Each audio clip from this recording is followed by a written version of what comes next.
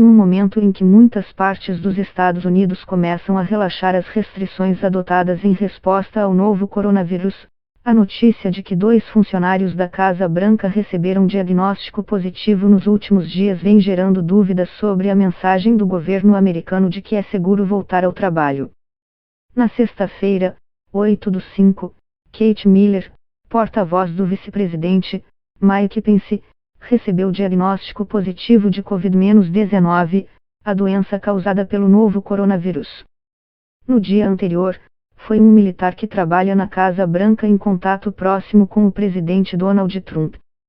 Diante da crise econômica e desemprego sem precedentes provocados pela pandemia, Trump vem incentivando governadores americanos a começarem a abandonar medidas emergenciais impostas para conter o avanço do coronavírus e reabrir gradualmente a economia de seus estados. Mas especialistas em saúde alertam que a pandemia ainda não está controlada e que, caso as restrições sejam afrouxadas antes da hora, há o risco de uma explosão no número de novos casos. Nesse cenário, o fato de que mesmo a Casa Branca, um dos locais de trabalho mais seguros do mundo, onde os funcionários têm acesso a testes e especialistas médicos de elite, não conseguiu ficar livre do vírus, levanta questões sobre a capacidade de empregadores no resto do país de manter os trabalhadores e o público seguros. Por outro lado, quando abrirmos a economia, devemos compreender que não estamos criando uma situação de risco zero. Estamos criando uma situação de risco baixo. Haverá situações em que casos vão surgir no local de trabalho. Queremos assegurar que isso seja raro, e não comum, observa. Os Estados Unidos são o principal epicentro da pandemia, com mais de 1,4 milhão de casos confirmados e mais de 85 mil mortos. Desde meados de março, a maior parte do país começou a adotar medidas de emergência para conter o avanço do coronavírus. Essas medidas variam em cada estado, mas incluem o fechamento de escolas, comércio e locais de lazer, a orientação de que, quando possível, funcionários trabalhem de casa e a recomendação ou, em alguns casos, obrigatoriedade de que a população siga regras de distanciamento social e evite sair para a rua.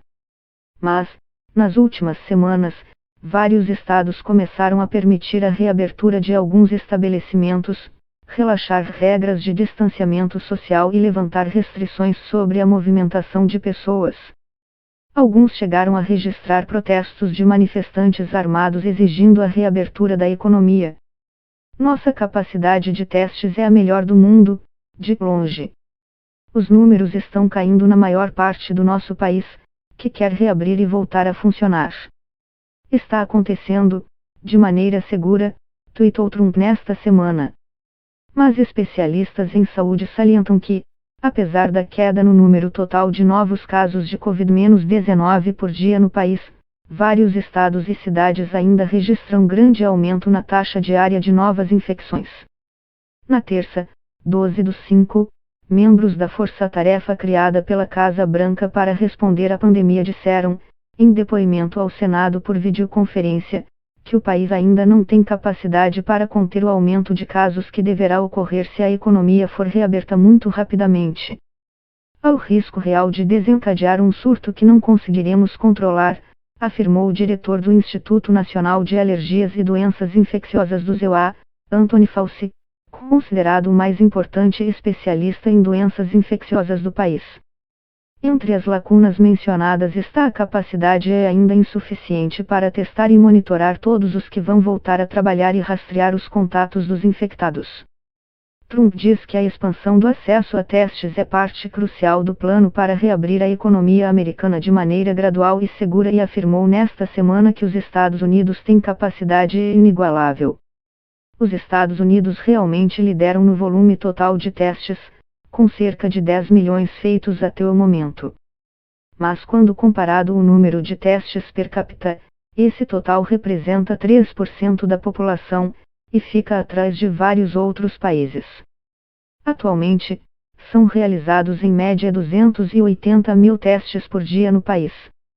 Especialistas calculam que seria necessário pelo menos o triplo disso para reabrir a economia com segurança. Para Eisenberg, da Universidade de Michigan, Caso não surjam novos casos na Casa Branca, o episódio da semana passada pode se transformar em uma história de sucesso, mostrando a importância de realizar testes para identificar e isolar rapidamente pessoas contaminadas e como isso pode evitar a propagação do vírus no local de trabalho. Mas o episódio também revela as limitações dos testes que, apesar de realizados regularmente na Casa Branca, não conseguiram impedir que os 2 funcionários fossem contaminados. A notícia deixou muitos dos que trabalham na Casa Branca com medo de terem sido expostos. O militar diagnosticado faz parte de uma unidade de elite que tem contato direto com a família presidencial, com acesso à área residencial do complexo, inclusive à comida e à bebida consumidas pelo presidente. Miller, a secretária de imprensa do vice-presidente, atua na West Wing, ala oeste, onde fica o Salão Oval, o gabinete de trabalho de Trump. Além de acompanhar Pence em reuniões, também é porta-voz da Força-Tarefa em resposta ao coronavírus e é casada com um dos assessores mais próximos de Trump, Stephen Miller, cujo teste deu negativo. Também há atualmente outros 11 casos de Covid-19 em agentes do serviço secreto, segundo relatos da imprensa americana, mas não se sabe se algum deles atua na Casa Branca. Brown vem orientando empresas sobre como reabrir com segurança e ressalta que as medidas a serem adotadas incluem desde barreiras físicas, controle do fluxo de pessoas e reorganização de mesas de trabalho até mudanças de comportamento, como manter o distanciamento social, evitar abraços e apertos de mão e usar máscaras. Desde o início de abril, o CDC, Centros de Controle e Prevenção de Doenças, agência de pesquisa em saúde pública ligada ao Departamento de Saúde, recomenda que toda a população use máscaras em público. Mas, até o surgimento dos casos na semana passada, poucos funcionários da Casa Branca seguiam a orientação. Além disso, muitos dizem que nem sempre é fácil manter distanciamento social no dia a dia no complexo.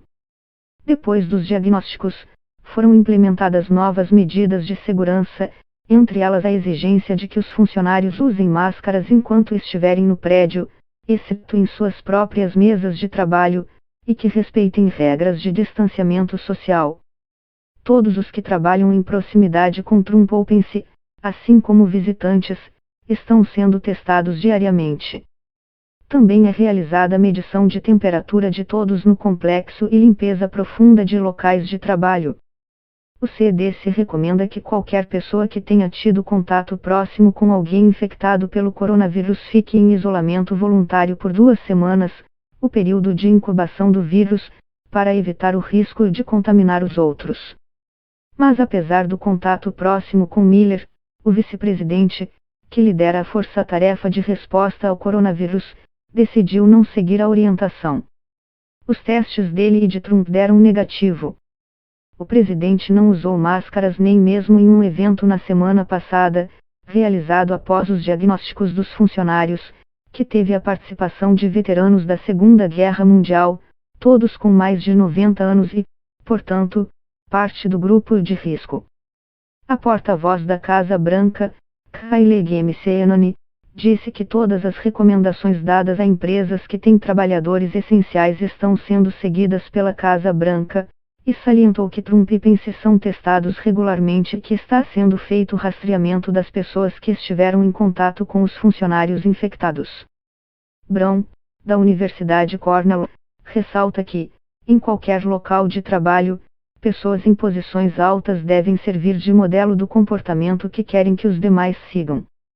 Ela ressalta que os Estados Unidos têm pela frente o desafio de manter um equilíbrio difícil, como atenuar o sofrimento econômico enquanto, ao mesmo tempo, tentamos evitar uma segunda onda, mais casos.